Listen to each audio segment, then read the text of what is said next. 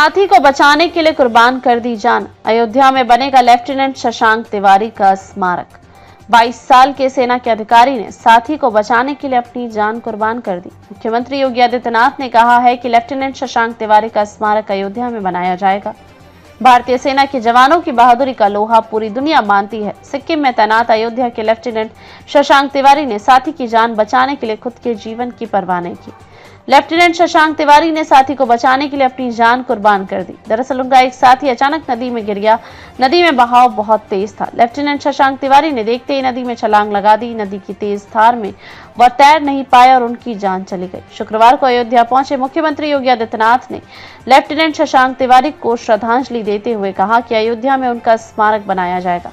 इसके अलावा राज्य सरकार की तरफ से उनके परिवार को 50 लाख रुपए की मदद दी जाएगी। बता दें कि 22 साल के लेफ्टिनेंट तिवारी 6 महीने पहले दिसंबर में ही कमीशन हुए थे।